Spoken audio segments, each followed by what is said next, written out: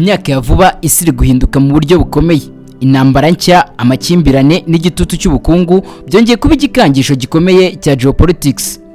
Igihugu gifite uruhare rukomeye muri ibi byose ni Leta Zunze Ubumwe za Amerika iyobowe n'umugwizatunga Donald Trump.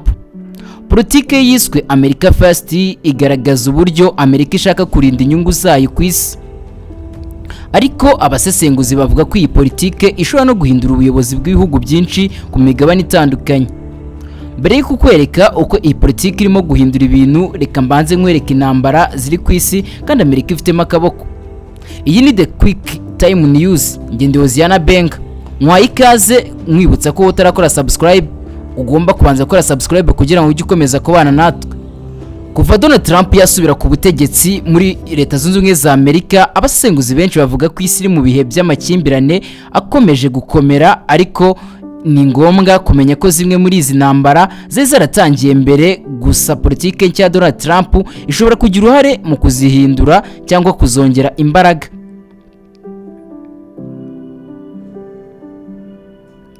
Intambara y'Uburusiya ndetse na Ukraine yatangiye mu mwaka wa 2022 ariko iracyakomeza, kandi Leta Zunze Ubumwe za Amerika n'ibihugu bya NATO bikomeje gufasha Ukraine mu ntwaro n'amafaranga, ibintu bituma amakimbirane n'Uburusiya akomeza gukomera, mu gihe Donald Trump yavuga ko najya ku butegetsi azahita yihagarika. Mu mwaka wa 2023 hatangiye intambara ikomeye cyane hagati ya Israel n'umutwe wa Hamas muri Gaza Strip. Amerika ni umufatanyabikorwa ukomeye wa Israel kandi yakomeje gutanga inkunga ya gisirikare n'iya diplomasi. Iyi ntambara yateje amakimbirane mu burasirazuba bwo hagati, harimo n'impagarara na Iran, ubu itugejeje ku ndunduro. Mu gihe itanangizwa vuba yakoreshwamo n'ibitwaro bya kirimbuzi bitewe n'imivumba ya misile irimo gukoreshwa mu gusenya ibihugu byo mu burasirazuba bwo hagati. Intambara zo mu burasirazuba bwa Kongo. Mu karere k'ibiyaga bigari, intambara hagati y'ingabo za leta ya Kongo FARDC n'umutwe wa M23 ikomeje gukaza umurego. Iyi ntambara ifitanye isano n'ibibazo bya politike, umutekano n'umutungo kamere, kandi ibihugu byinshi mpuzamahanga birimo Leta Zunze Ubumwe za Amerika bifitemo uruhare. Intambara muri Sudani yongeye kwaduka muri 2023 hagati y'ingabo za leta ya Sudani n'umutwe wa Rapid Support Force. Intambara yateje ikibazo gikomeye cy'ubuhunzi n'inzara muri Afurika, kubera ibihugu bikomeye birimo Uburusiya na Amerika biri kumvana imitsi. Tugarutse ku nkuru yacu igaragaza uko Amerika irimo kugira uruhare mu mpinduka z'isi binyuze mu ntambara n'igitutu cya geopolitics. Iyi ntambara y'Uburusiya na Ukraine yatangiye muri 2022 nyuma y'igitero cy'Abarusiya kuri Ukraine. Ni intambara itari kumara igihe kinini nk'uko bimeze ubu, ariko kubera uruhare rwa Leta Zunze Ubumwe za Amerika mu gutanga amakuru y'ubutasi, amafaranga menshi n'intwaro, byatumye intambara ya Ukraine iba imwe mu ntambara zikomeye ku mugabane w'Uburayi nyuma y'intambara y'ubutitsa. Abasesenguzi bavuga ko iyi ntambara ishobora guhindura imbaraga za geopolitics mu Burayi, ubukungu bw'ibihugu byinshi ndetse n'imibanire ya NATO n'igihugu cy'Uburusiya. Haravuga ko iyi ntambara ishobora guhindura ubuyobozi mu bihugu byinshi by'i Burayi bitewe n'ingaruka z'ubukungu ndetse n'umutekano. Mu mugabane wa Aziya, Amerika ifite uruhare rukomeye mu makimbirane mu burasirazuba bwo hagati. Ibihugu nka Iran, Syria ndetse na Israel byabaye ibice bikomeye by'ihangana rya geopolitics. Amerika ishinjwa n'ibihugu bimwe gushyigikira Israel mu ntambara zayo n'imitwe irimo Hamas cyangwa Hezbollah. Hari n'igihe Amerika yagabye ibitero ku mitwe ifatwa nk'iterabwoba cyangwa ku ngabo z'ibihugu bimwe.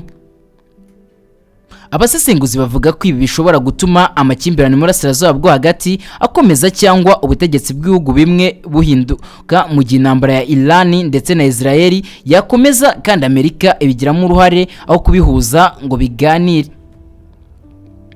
Abahanga mu by'intambara bavuga ko intambara ya Iran ndetse na Israel n'umuterankunga wabo Leta Zunze Ubumwe za Amerika batarangiza intambara ishobora kubera intambara ikomeye mu myaka 50 ishize, kuko ishobora gufata akarere kose nk'uko birimo kugaragara ku mbuga z'urugamba.